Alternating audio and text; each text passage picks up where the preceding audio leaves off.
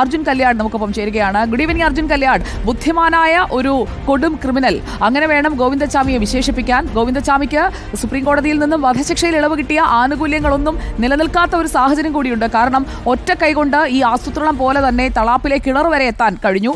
വഴിയൊന്ന് തെറ്റിയില്ലായിരുന്നെങ്കിൽ ഗോവിന്ദച്ചാമിയെ പിടിക്കാൻ ഇപ്പോഴും നെട്ടോട്ടം ഓടേണ്ടി വരുമായിരുന്നില്ലേ നമ്മുടെ പോലീസ് സംഘത്തിന്?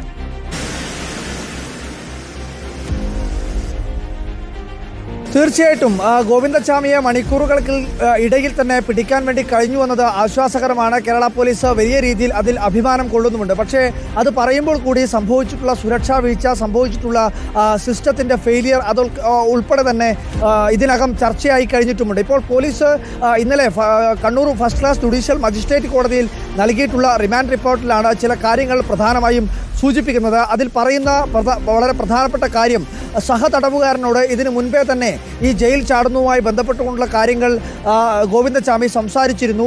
ആ സമയത്തുൾപ്പെടെ സഹതടവുകാരൻ ഗോവിന്ദച്ചാമിയോട് സംസാരിച്ചിരുന്നത് ജയിൽ ചാട്ടത്തിന് 6 മാസമാണ് ശിക്ഷയുള്ളത്.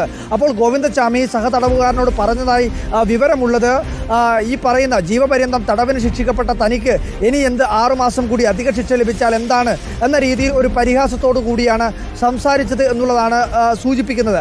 അതിനു പുറമെ ഈ പറയുന്ന റിമാൻഡ് റിപ്പോർട്ടിൽ വ്യക്തമാക്കുന്ന മറ്റൊരു കാര്യം, ലക്ഷ്യം വെച്ചത് റെയിൽവേ സ്റ്റേഷൻ തന്നെയാണ്.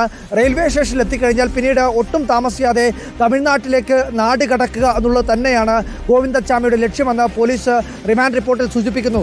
അതിനു പുറമെ ഈ ഗോവിന്ദച്ചാമി പോലീസിന് നൽകിയിട്ടുള്ള മൊഴിയിൽ വളരെ പ്രധാനപ്പെട്ട, നേരത്തെ സൂചിപ്പിച്ചതുപോലെ തന്നെ എത്രമാത്രം ക്ലവറായാണ് ഗോവിന്ദച്ചാമി ഈ ജയിൽ ചാട്ടം ആസൂത്രണം ചെയ്തതെന്ന് തന്നെയാണ്.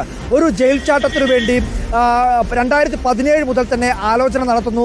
10 മാസത്തോളം അതിനു വേണ്ടിയിട്ടുള്ള തയ്യാറെടുപ്പുകൾ നടത്തുന്നു, സാധനങ്ങൾ ശേഖരിക്കുന്നു, ഏത് രീതിയിലായിരിക്കണം തന്നെ ഇതെല്ലാം നടപ്പാക്കി ഗോവിന്ദച്ചാമി പുറത്തെത്തി.